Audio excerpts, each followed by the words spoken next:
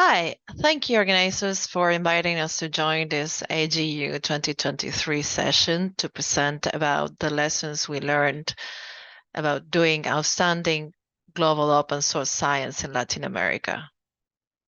I am Laura Sion, and I started being related to academic research over 30 years ago.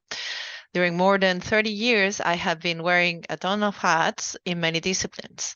For the sake of this presentation, I am a researcher coming from biostatistics. I work on topics related to health, artificial intelligence, and the responsible use of data, of which of course includes open science.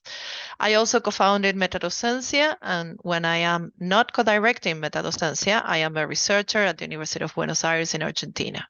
I have two awesome kids, and that it's me hiking in the Andes. I'd like to briefly disclose where the rest of what I will be saying is coming from. I do not believe I am a good enough representative of Latin American diversity because I am white, like about a third of Latin Americans. I speak English like less than 20% of Latin Americans. I got my PhD in the US, while less than 25% of Latin Americans complete a local undergraduate degree. I am able, cis, heterosexual, not a migrant. The list can continue. I know you get the idea. If we intersect all of these dimensions, I am incredibly privileged in my region only because I was born in a loving working class family. I know this privilege is a major reason for speaking to you today. I am here representing Metadocencia, a nonprofit organization and community, born in March 2020, when we sought to contribute to education during the pandemic by sharing our remote education expertise. We started as a fully volunteer project. Over time, we obtained funding and became sustainable during our second year. Our mission is to build scientific and technical capacities in a responsible and local way through the creation of networks, learning spaces, and accessible resources for Spanish-speaking communities. One of our current projects include building a network of friendly communities. The idea here is to connect to regional and global projects and communities to increase each other's visibility and bringing together collaborative efforts. We believe in collaboration rather than competition. For example, we co-organize workshops with CabanaNet, we participate with Fundación Vía Libre and Our Ladies in conferences, we support communities such as R5 to apply for grants, etc. We also co-applied for NASA TOPS funding with OLS and TOI2C while fiscally sponsored by CSNS to teach researchers how to transform their research to open science in Spanish. And that is how NASA TOPS is also part of our friendly communities.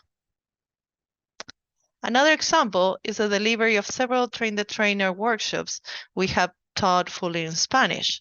In particular, we organized and certified jointly with CabanaNet an in-person train-the-trainer course at the University of Buenos Aires.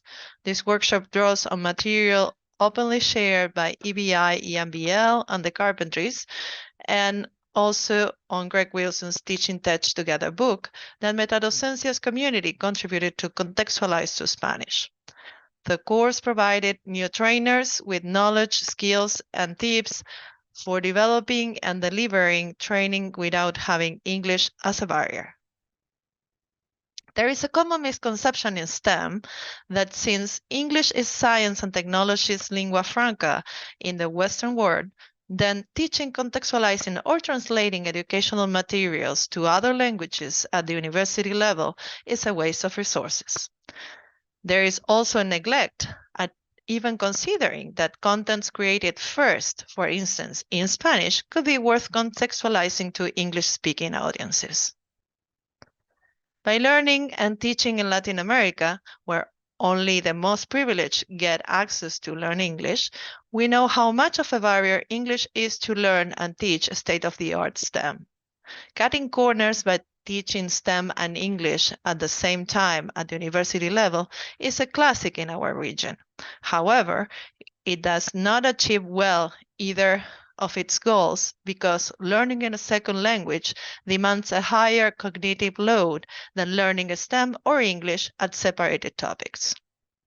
Also, in the case of Latin America, when you teach in English, you exclude 80% of folks who do not have access to learn English basics. We learned that contextualization in Latin America is a must for inclusion. Please note that I am saying contextualization and not translation. A word-by-word translation only results in low-quality materials that lowers the intended audience motivation and can also be exclusionary. We also learned that contextualization from English to other languages, like other accessibility needs, is often an afterthought and often done on volunteer efforts. Which brings us to the second biggest lesson learned. As you know, volunteer work is pervasive in open science and in academic settings. Translations are often done by volunteers. Indeed, I volunteer for translation of whole books. In Latin America, there is a lot that is done by volunteer work. I used to romanticize it as a virtue.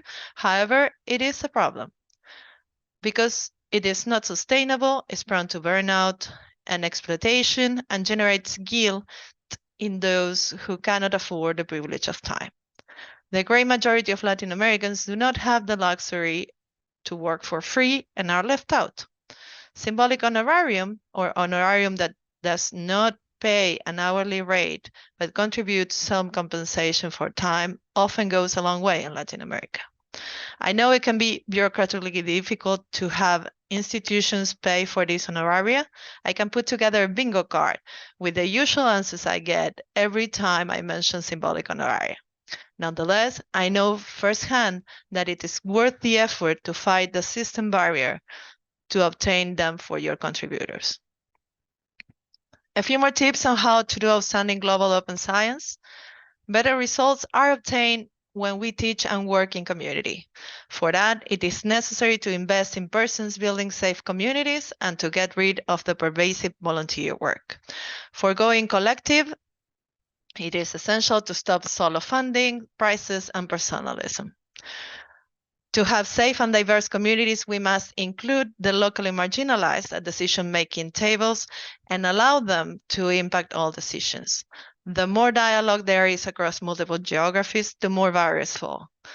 For that, we need to incubate geographically diverse initiatives and generate resources based on local needs. Finally, the most importantly, let's keep ourselves accountable for doing all of the above. Let's face consequences, such as losing or not winning funding when our projects are not inclusive enough. If you agree, but still wonder how to actually do any of this in your context, I will be happy to give you more concrete ideas for action anytime. Thank you very much. I invite you now to ask me questions.